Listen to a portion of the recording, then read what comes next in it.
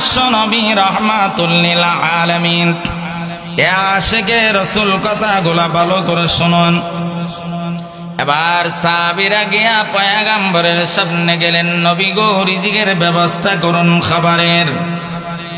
সাহাবীরা বলেন, ইয়া রাসূলুল্লাহর পেটের কিতার কারণে আর সহ্য হয় না, একবার যায় পেটের মধ্যে পাথর বেঁধে নিয়েছি।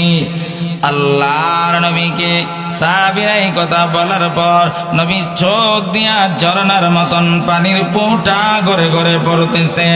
এবার সাহাবীদেরকে বললেন, সাহাবীরা রে, তোমরা দিনের জন্য একটা পাথর বেঁধে নিয়েছ। এ মুসলমান, আল্লাহর পরে যেই নবীর মর্যাদা নবী মুহাম্মদুর রাসূলুল্লাহ, সকলে বলেন সাল্লাল্লাহু আলাইহি ওয়াসাল্লাম। এবার পয়গম্বর সাহাবীদেরকে বললেন, তোমরা একটা পাথর নবীজির শরীর মুবারক থেকে জামা মুবারকটা সরাইলেন, সরায়া বললেন, সাহাবীরা রে, তোমরা দিনের জন্য একটা পাথর বেঁধে নিয়েছো, আর আমি রাহমাতুল লিল আলামিন গইয়া দিনের জন্য 3টা পাথর বেঁধে নিয়েছি। একবার জোরে বলা যাবে কি সুবহানাল্লাহ? এবার পয়গম্বরে আরবি সাল্লাল্লাহু আলাইহি ওয়াসাল্লামের শরীর মুবারক থেকে জামাটা উঠাইলেন। দেখেন সাহাবীরা দেখতে পারলেন দিনের নবী 3টা পাথর বেঁধে নিয়েছে।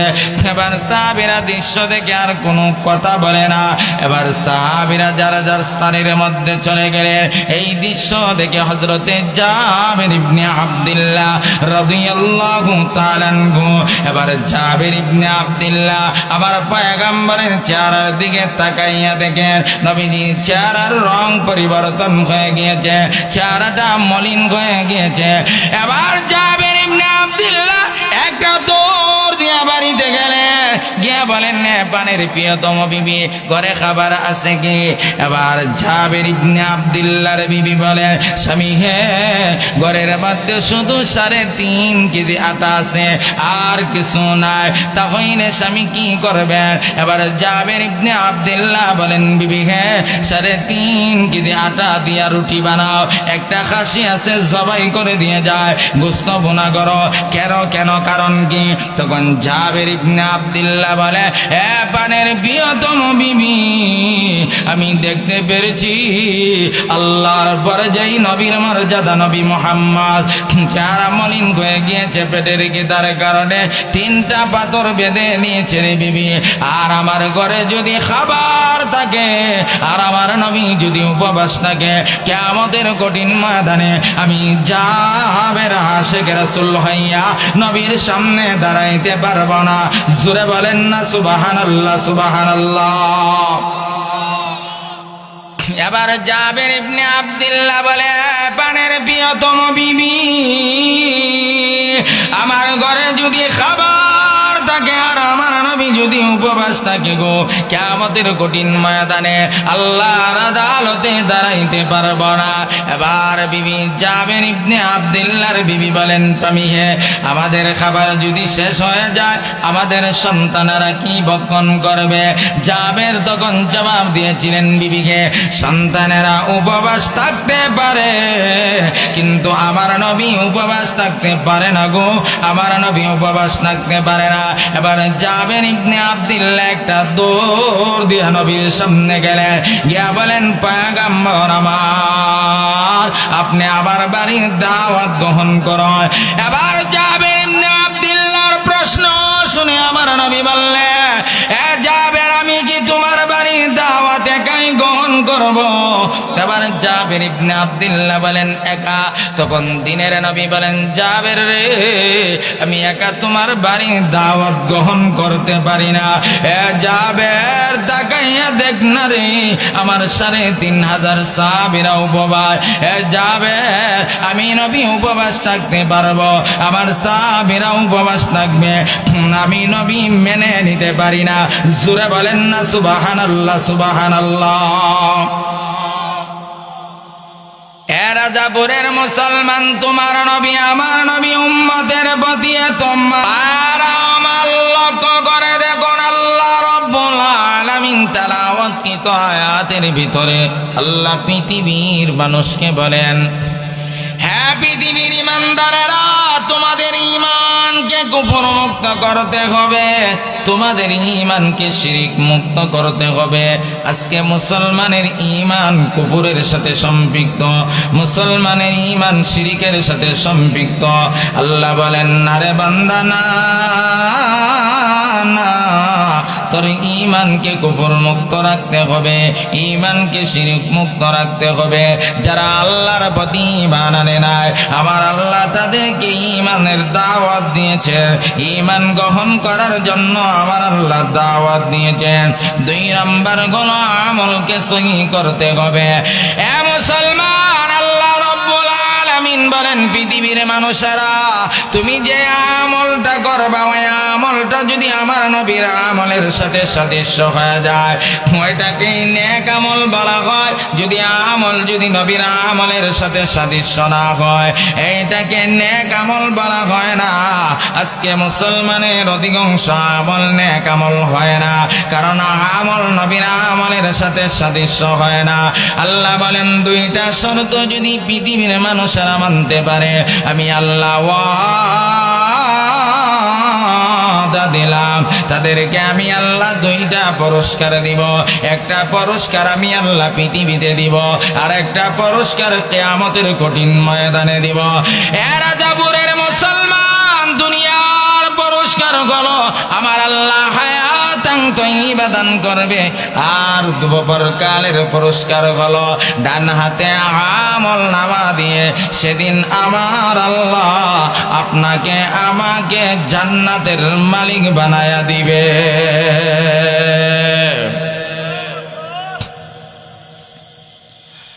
বারবার দুনিয়ার পুরস্কার হলো হায়াতান তয়্যিবা, স্বাচ্ছন্দ্যময় জিন্দেগি, আরামের ব্যবস্থা, শান্তির ব্যবস্থা। আমি আপনাদের কাছে জানতে চাই, শান্তির মালিক কে? এবার একটু জবানটা খুলে বলেন না, শান্তির মালিক কে? আল্লাহ বলে, পৃথিবীর মানুষেরা, শান্তি তোমাকে পৃথিবীর কেউ দিতে পারে না, কারণ শান্তির মালিক একমাত্র আল্লাহ। আল্লাহ যদি কাউকে শান্তি দিতে চায়, তাহলে কুরের ঘরের মধ্যেও শান্তি দিতে পারে। আল্লাহ যদি কাউকে শান্তি দিতে চায়, তাহলে আমার আল্লাহ আগুনের মধ্যে রেখেও শান্তি দিতে পারে। আল্লাহ যদি কাউকে শান্তি দিতে চায়, আমার আল্লাহ পানির মধ্যে রেখেও শান্তি দিতে পারে। আর আল্লাহ যদি শান্তি না দেয়, টাকার ভিতরের মধ্যে থেকেও শান্তি পাওয়া যায় না, বিল্ডিং এর ভিতরে ঘুমাইয়াও শান্তি পাওয়া যায় না। কারণ আমার আল্লাহ যদি কাউকে শান্তি দিতে চায়, তাহলে আল্লাহ কুরের ঘরের মধ্যে রেখে শান্তি দিতে পারে, আগুনের মধ্যে রেখে শান্তি দিতে পারে, পানির মধ্যে রেখে শান্তি দিতে পারে। আয়াতের ব্যাখ্যায় তাফসীরে মারিফুল কোরআনের ভিতরে আল্লামা মুফতি শফি রহমাতুল্লাহি আলাইহি 3টা ব্যাখ্যা উল্লেখ করেছে। 1 নম্বর হলো অল্প হায়াতের ভিতরে আল্লাহকে খুশি করার ব্যবস্থা করে দিবে। 2 নম্বর হালাল রিজিকের ব্যবস্থা করে দিবে। 3 নম্বর আমার আল্লাহ অল্প খাবারের মধ্যে বরকতের ব্যবস্থা করে দিবে।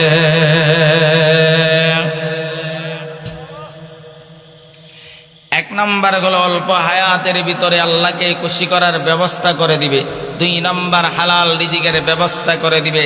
হারাম ভক্ষণ করতে হবে না, সুদ খাইতে হবে না, ঘুষ খাইতে হবে না, দুর্নীতি করতে হবে না, মাপের মধ্যে কম বেশি করতে হবে না।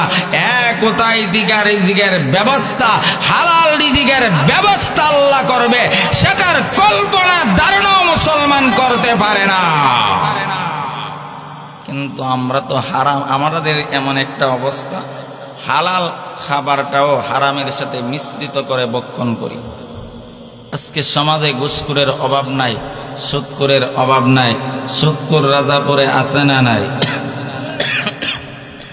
রাজাপুরের মানুষ মনে হয় কেউ সুদ খায় না, মজদুরের পিসাবুদুর হয়ে গেছে নাকি? বারবার আল্লাহ রব্বুল আলামিন বলেন, যদি পৃথিবীর মানুষ মানুষেরা দুইটা শর্ত পালন করতে পারে, আমি আল্লাহ তাদেরকে দুইটা পুরস্কার দিব। একটা পুরস্কার আমি আল্লাহ পৃথিবীতে দিব, পৃথিবীর পুরস্কার হলো আমি আল্লাহ হায়াতান তয়্যিবা দিব, স্বাচ্ছন্দ্যময় জিন্দেগির ব্যবস্থা করে দিব। আয়াতের ব্যাখ্যায় তাফসীরে মারিফুল কোরআনের ভিতরে আল্লামা মুফতি শফি রাহমাতুল্লাহি আলাইহি তিনটা ব্যাখ্যা উল্লেখ করেছেন। এক নম্বর হলো অল্প হায়াতের ভিতরে আমার আল্লাহকে খুশি করার ব্যবস্থা করে দিবে। দুই নম্বর হালাল রিজিকের ব্যবস্থা করে দিবে। তিন নম্বর অল্প খাবারের মধ্যে বরকত দিবেন। তিনি কে? এবার জবানটা খুলে বলেন না তিনি কে? জবান আপনাকে আমাকে দিয়েছেন, তিনি কে? ভাই আল্লাহ নামটা উচ্চ আওয়াজে বলেন, তিনি কে? খালাকাল ইনসানা আল্লামাহুল বায়ান।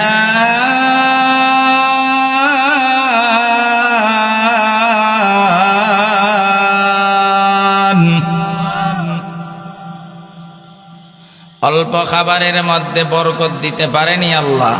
ক্ষমতা আল্লাহর আছে না নাই? ইমানও ভালো না, আমলও ভালো না, যার কারণে বাস্তব প্রমাণ পায় না। কিন্তু সাহাবায়ে ইকরামদের ইমানও ভালো ছিল, আমলও ভালো ছিল, বাস্তব প্রমাণ দুনিয়াতে চোখকে তারা দেখতে পেরেছে। যেমন ভাবে খন্দকের যুদ্ধে আল্লাহর পয়গম্বর সাহাবীদেরকে নিয়ে খাল খনন করতেছে বেঈমানদেরকে প্রতিহত করার জন্য। এটা ছিল যুদ্ধের একটা কৌশল। বেঈমানদের টার্গেট আল্লাহর নবীকে পৃথিবী থেকে শেষ করে দিবে। নাউজুবিল্লাহ আসেনি আপনাদের এলাকাতে? এক পর্যায়ে সাহাবায়ে কেরামরা খাল খনন করতে করতে যে খাবারগুলো ছিল শেষ, পেটের কিতার কারণে পেটের মধ্যে পাথর বেঁধে নিয়েছে। সাহাবীরা রিজিকের জন্য, খাবারের জন্য, রিজিকের জন্য নবীর কাছে গেলেন, গিয়া বললেন, নবী রিজিকের ব্যবস্থা করুন। আমি আপনাদের কাছে জানতে চাই, রিজিকের মালিক কি নবী না আল্লাহ? কথা কয় না কেন? নবী না আল্লাহ? তাহলে পীর বাবা সন্তান দিতে পারে, নবী যদি না পারে পীর বাবা দিতে পারে? অনেক মুসলমানের আকীদা পীর বাবার উপর বিশ্বাস তাদের বেশি।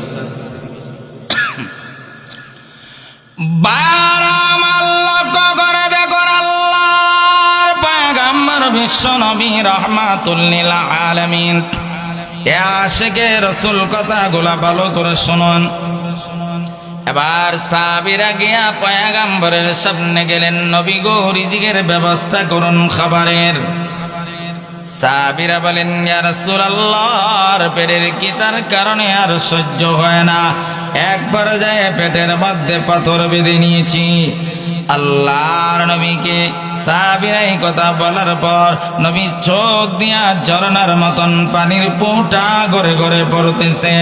এবার সাহাবীদেরকে বললেন, সাহাবীরা রে, তোমরা দিনের জন্য একটা পাথর বেঁধে নিয়েছ। এ মুসলমান, আল্লাহর পরে যেই নবীর মর্যাদা, নবী মুহাম্মদুর রাসূলুল্লাহ, সকলে বলেন সাল্লাল্লাহু আলাইহি ওয়াসাল্লাম। এবার পয়গম্বর সাহাবীদেরকে বললেন, তোমরা একটা পাথর নবীজির শরীর মুবারক থেকে জামা মুবারকটা সরাইলেন, সরায়া বললেন, সাহাবীরা রে, তোমরা দিনের জন্য একটা পাথর বেঁধে নিয়েছ, আর আমি রাহমাতুল লিল আলামিন গইয়া দিনের জন্য তিনটা পাথর বেঁধে নিয়েছি। একবার জোরে বলা যাবে কি সুবহানাল্লাহ? আমার এবার পয়গম্বরে আরবি সাল্লাল্লাহু আলাইহি ওয়াসাল্লামের শরীর মুবারক থেকে জামাটা উঠাইলেন। দেখেন সাহাবীরা দেখতে পারলেন দিনের নবী তিনটা পাথর বেঁধে নিয়েছে। এবার সাহাবীরা দৃশ্য দেখে আর কোনো কথা বলে না। এবার সাহাবীরা যারা যার স্থানের মধ্যে চলে গেলেন। এই দৃশ্য দেখে হযরতে জাবের ইবনে আব্দুল্লাহ রাদিয়াল্লাহু তাআলা আনহু, এবার জাবের ইবনে আব্দুল্লাহ আমার পয়গম্বরের চেহারার দিকে তাকাইয়া দেখেন নবীজির চেহারার রং পরিবর্তন হয়ে গিয়েছে, চেহারাটা মলিন হয়ে গিয়েছে। এবার জাবের ইবনে আব্দুল্লাহ একটা দৌড় দিয়া বাড়িতে গেলেন, গিয়া গিয়া বলেন পানের প্রিয়তম বিবি ঘরে খাবার আছে কি? এবার জাবের ইবনে আব্দুল্লাহর বিবি বলে স্বামী হে ঘরের মধ্যে শুধু 3.5 কেজি আটা আছে আর কিছু নাই। তাহলে স্বামী কি করবেন? এবার জাবের ইবনে আব্দুল্লাহ বলেন বিবি হে 3.5 কেজি আটা দিয়া রুটি বানাও, একটা খাসি আছে জবাই করে দিয়ে যায়, গোস্ত বোনা করো। কেন কারণ কি? তখন জাবের ইবনে আব্দুল্লাহ বলে এ পানের প্রিয়তম বিবি আমি দেখতে পেরেছি আল্লাহর পরে যেই নবীর মর্যাদা নবী মুহাম্মদ চেহারা মলিন হয়ে গিয়েছে পেটের গিদার কারণে 3টা পাথর বেঁধে নিয়েছে রে বিবি। আর আমার ঘরে যদি খাবার থাকে আর আমার নবী যদি উপবাস থাকে কিয়ামতের কঠিন ময়দানে আমি জাবের আশিক রাসূল হইয়া নবীর সামনে দাঁড়াইতে পারবো না। জোরে বলেন না সুবহানাল্লাহ সুবহানাল্লাহ। এবার জাবের ইবনে আব্দুল্লাহ বলে পানের প্রিয়তম বিবি আমার ঘরে যদি খাবার থাকে আর আমার নবী যদি উপবাস থাকে গো কিয়ামতের কঠিন ময়দানে আল্লাহর আদালতে দাঁড়াইতে পারবো না।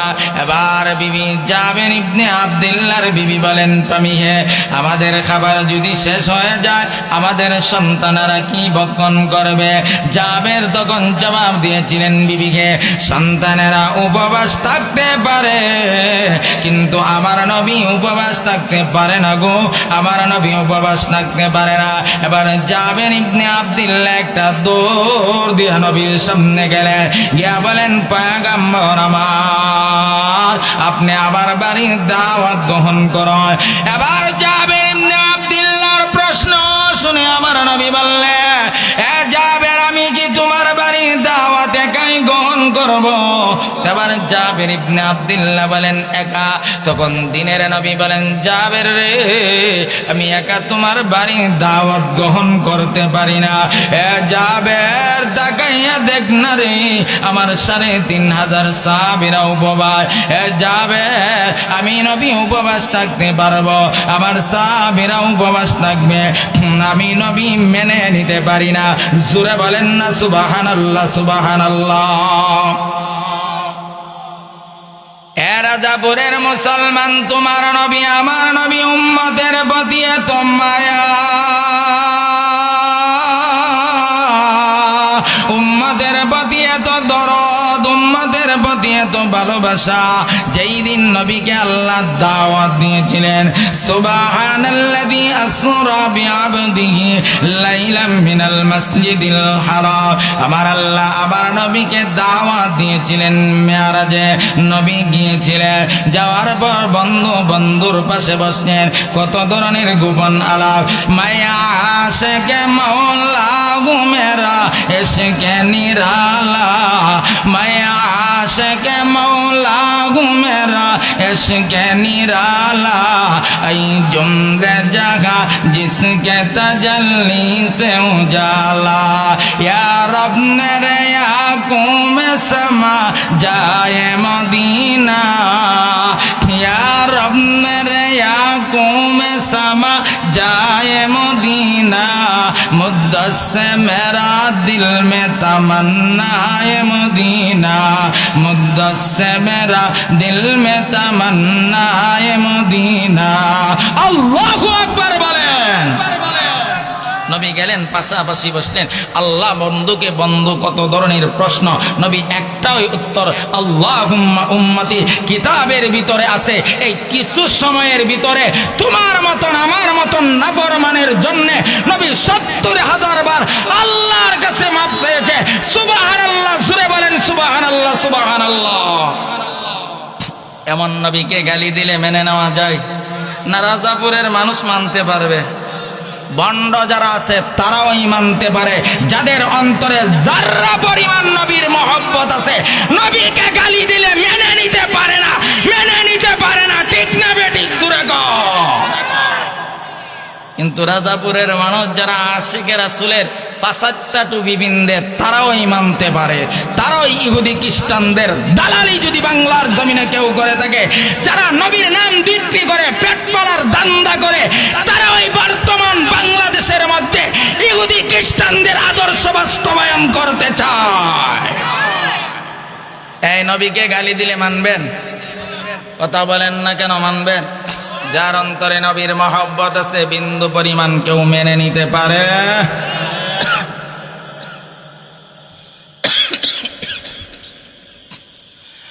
বারবার হযরতে জাবের ইবনে আব্দুল্লাহ গিয়া বলেন, পয়গম্বর আমার, আপনি আবার বাড়ির দাওয়াত গ্রহণ করুন।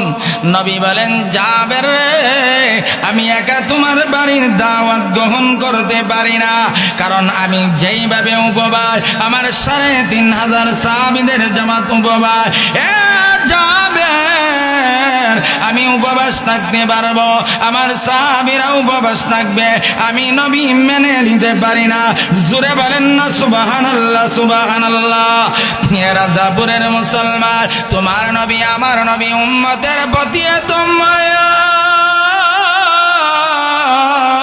উম্মতের প্রতি এত মহব্বত, উম্মতের প্রতি এত দরদ, উম্মতের প্রতি এত ভালোবাসা, যখন পয়গম্বরকে রওজা মুবারক থেকে কিয়ামতের কঠিন ময়দানে উঠানো হবে, নবী উঠবে আর বলবে, আইনা উম্মতি, আইনা উম্মতি। এ জিবরাইল, আমার উম্মত কোথায়? আমার উম্মত কোথায়? জিবরাইল রে, আমার উম্মতকে কি আল্লাহ জাহান্নামে দিয়ে ফেলেছে নাকি? আমার উম্মতকে কি আল্লাহ জাহান্নামে দিয়ে ফেলেছে নাকি? তখন জিবরাইল বলবেন, পয়গম্বর, না না, আপনার উম্মতকে আল্লাহ জাহান্নামে দেয় না। হে জিবরাইল, উম্মত কোথায়? উম্মত কোথায়? কিয়ামতের কঠিন ময়দানে তোমার নবী আমার নবী উম্মতের জন্য পাগল পারা হয়ে যাবে। জোরে বলেন না সুবহানাল্লাহ, সুবহানাল্লাহ। এ ভাই, ওই নবীকে গালি দিলে মেনে নেওয়া যায়? কথা বলেন না ভাই, মেনে নেওয়া যায় নাকি? মেনে নেওয়া যায়? কয়েকদিন পর পরই নাস্তিকরা গালি দেয়, আপনি আর আমি কষ্টিপ লাগায় বসে থাকি। কিয়ামতের ময়দানে নবী যদি বলে 18 কোটি মানুষ যদি বাংলার জমিনে থাকে, 12 কোটি মুসলমান হবে, তোরার সামনে থাকিয়া তোরা তাকার বড় মাটির উপরে আমাকে গালি দেয় আর কষ্টিপ চাবাইলে পোস্টা মাইরা সেদিন যদি জাহান্নামে ফেলে দেয়, তাহলে সেদিন কোনো সাহায্যকারী তোমার আমার জন্য থাকবে না। কথা ঠিক না বেঠিক? জোরে কন। রাসূল দুনিয়াতে আসার পর আল্লাহর কাছে উম্মতি, দাঁড়ানো অবস্থায় উম্মতি, সেজদার অবস্থায় উম্মতি, খাওয়া অবস্থায় উম্মতি, রুকু অবস্থায় উম্মতি, এখনো রোজাতে উম্মতি, পরকালো মাকামে মাহমুদে সেজদায় পরে উম্মতি। একবারও হাসান হুসাইনের কথা বলবে না, ফাতেমার কথা বলবে না, হাসান হুসাইনের কথা বলবে না, আবু বকরের কথা বলবে না। তোমার মতন আমার মতন নাফরমানের জন্য দুনিয়াতে আসার পর উম্মতি, দাঁড়ানো অবস্থায় উম্মতি, পরকালে উম্মতি, এখনো রোজাতে উম্মতি। 24টা ঘন্টা শুধু নবী উম্মতি উম্মতি বলে দরখাস্ত করেছে। এ রাজাপুরের মুসলমান, তোমাদের কাছে আমি জানতে চাই, যেই নবী একবারও ফাতেমার কথা বলে নাই, যেই নবী একবারও হাসান হুসাইনের কথা বলে নাই, যেই নবী একবারও আলীর কথা বলে নাই, আবু বকরের কথা বলে নাই, এমন নবীকে নিয়ে যদি বাংলার জমিনে কোন নাস্তিকার বলগার নবীর বিরুদ্ধে কথা বলে, নবীর পক্ষে তাকে যদি নিজের জীবন দিতে হয়, কারা কারা রাজি আছে? তো আল্লাহকে তো আল্লাহকে তো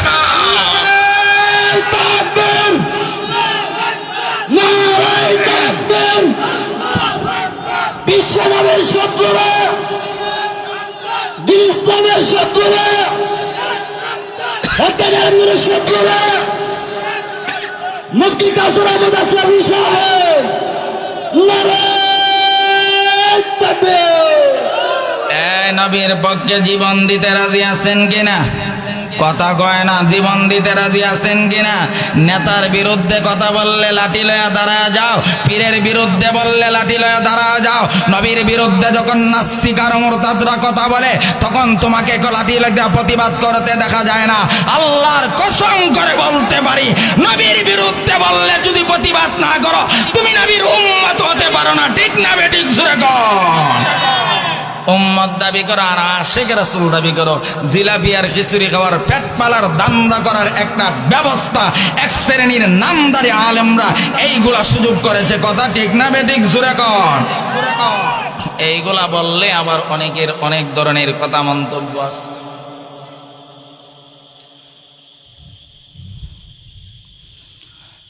বারবার জাবের ইবনে আব্দুল্লাহ পয়গম্বরকে একা দাওয়াত দিয়েছিলেন। নবী বলেন, জাবের একা গ্রহণ করব কিভাবে? ৩,৫০০ সাহাবীদের পেটের মধ্যে খাবার নাই, পাথর বেঁধে নিয়েছে। জাবের তাকাইয়া দেখ না, মক্কার ধনাঢ্য পরিবারের সন্তান আবু বকর, মক্কার ধনাঢ্য পরিবারের সন্তান উসমান আজকে দিনের জন্য রাস্তার ফকির হয়ে গিয়েছে।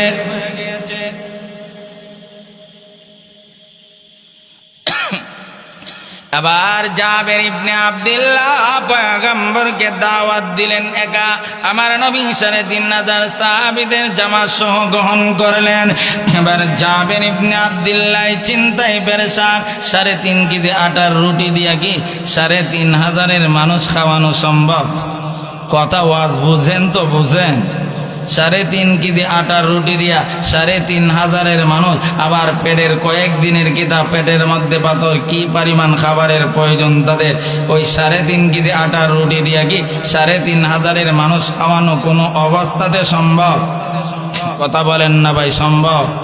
জাবের ইবনে আব্দুল্লাহ চিন্তা পেরেশান। নবী বললেন, জাবের টেনশন করিও না, চিন্তা করিও না, খাবারের জন্য বরকতের জন্য আমি নবী আল্লাহর কাছে দোয়া করব। সুবহানাল্লাহ বলেন না ভাই? নবী দোয়া করলে কয়েক ঘন্টা লাগবে, কয়েক মিনিট লাগবে? নবী চাইতে দেরি, কবুল হইতে 1 সেকেন্ডও দেরি হয় না। সুবহানাল্লাহ জোরে বলেন। যেমন নবী বহুত ঘটনা আছে, এই ঘটনা বলার সময় নাই। এবার নবী দাওয়াত গ্রহণ করলেন ৩,৫০০ সাহাবীদের জামাত নিয়ে। জাবেরকে বললেন, আগে তাদের সামনে, আমার সামনে না, আমার জনগণের সামনে দাও। আর আমাদের নেতাদের অবস্থা, আমার পেটও আগে টাঙ্কির মধ্যে আগে ঢুকা, জনগণ তা হোক বা না তা হোক, খাক বা না খাক, মরক না বাঁচক, সেটার খবর, জনগণের খবর নিতে দায়িত্বশীলরা জনগণের খবর নেয় না। আমাদের দেশের অবস্থা হলো, ভোটের আগে আপনাকে 1000 বার আব্বা আব্বা একটা ভোট দিও, 1000 বার আব্বা ডাকিনিও। বারবার এবার জাবের ইবনে আব্দুল্লাহ পয়গম্বরের সামনে গিয়া বললেন, নবী আপনি আগে খাবার বক্ষণ করুন। আমার নবী বলেন, যাবে আগে আমি নয়, আমার সাহাবীদের সামনে আগে খাবার দাও। এবার পয়গম্বরের সাহাবীদের সামনে খাবার দেওয়া হয়েছে। জাবের ইবনে আব্দুল্লাহ চিন্তা করলেন, আরে যদি খাবার শেষ হয়ে যায় আর আমার নবী যদি খাবার বক্ষণ না করতে পারে, কিয়ামতের কঠিন ময়দানে আল্লাহ যদি বলে, যাবে আমার বন্ধুকে দাওয়াত দিয়ে নিয়েছিলে, আমার বন্ধুকে আবার খালি মুখে ফিরত দিয়েছ, তাহলে কিয়ামতের কঠিন ময়দানে আমি জাবের আল্লাহর আদালতে দাঁড়াইতে পারবো না, নবীর সামনে চেহারা দেখাইতে পারবো না। ভাইরা আমার, এই খাবারের মধ্যে এই পরিমাণ আল্লাহ বরকতের ব্যবস্থা করে দিয়েছিলেন। আমার নবী বললেন, জাবের ঢাকনা উপরে উঠায় না, এই পরিমাণ খাবার, এই পরিমাণ বরকত আল্লাহ দিয়েছে রে, আনেওয়ালা সকল উম্মতেরাও ওই খাবার খেয়ে শেষ করতে পারবে না। সুবহানাল্লাহ। 2 নাম্বার পুরস্কার কিয়ামতের কঠিন ময়দানে আল্লাহ রাব্বুল আলামিন বলে, যারা দুনিয়ার জমিনে ঈমানকে খাঁটি করবে, আমলকে সহি করবে, কিয়ামতের কঠিন ময়দানে আমার আল্লাহ ডান হাতে আমল নামা দিয়ে সেদিন বিনা হিসাবে তোমাকে আমাকে জান্নাতের মালিক বানায়া দিবে। আল্লাহ আমাদের সবাইকে সংক্ষিপ্ত কথার উপর আমল করার তৌফিক দান করুক, আমিন। হযরত মাওলানা সময়ের আলোচিত বক্তা, আপনাদের এলাকার সকলের প্রিয় মানুষ, বন্ধুবার হযরত মাওলানা মতিউর রহমান সাইফি দামাত বারাকাতুহুম, ওনার সারগর্ভ আলোচনা হবে। এবারে আপনাদের কাঙ্ক্ষিত পিসা হুজুর উনি আছে, ওনার আলোচনা হবে। সবাই ধৈর্য সহকারে বসবেন। আর এখনো যারা রাস্তাঘাটে আছেন আপনারা চলে আসুন, আপনাদের কাঙ্ক্ষিত মেহমান চলে আসছেন।